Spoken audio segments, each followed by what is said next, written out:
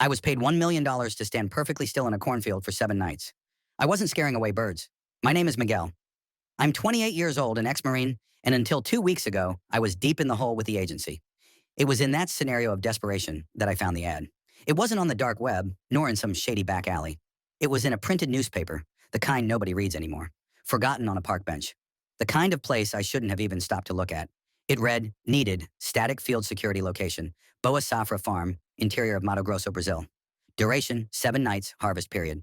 Requirements, extreme physical resilience, total muscle control, military discipline.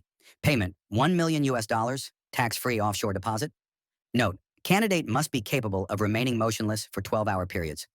$1 million. A scam, obviously. But when I called the number, the voice on the other end didn't try to sell me anything. It just gave me GPS coordinates and a time.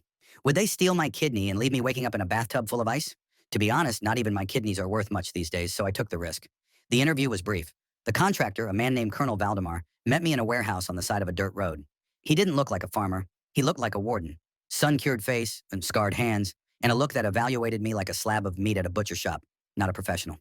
Can you stay still, kid? He asked, smoking a straw cigarette that smelled like burnt manure. I sat in a hide site in Haiti for 14 hours without moving a muscle, sir, I replied. Haiti is a playground compared to my plantation. He laughed, a dry, humorless sound. The job is simple. You put on the suit. You get up on the stand. You stay there from 6 in the evening until 6 in the morning. If you come down before the bell rings, you lose the contract. If you accidentally move when they are close, you lose your life. I signed the contract. The paper was thick, yellowed. There were clauses about biological risk, irreversible psychological damage, and accidental disappearance. I didn't read it properly. I only saw the number with 6 zeros. The farm was in the middle of absolute nowhere, miles and miles of corn. But it wasn't common corn. The stalks were too tall, almost 10 feet high. The leaves were a dark, oily green that shined under the scorching sun. And the ears of corn were red, a vivid arterial red.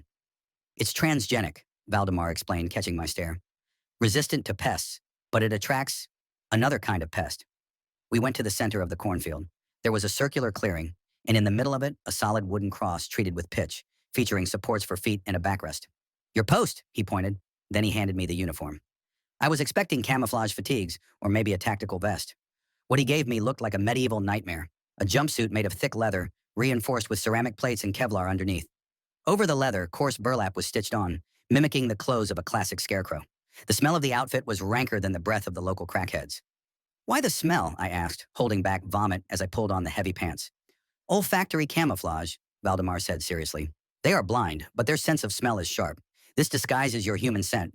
If they smell live people, they attack. The mask was the worst part, a burlap sack reinforced with an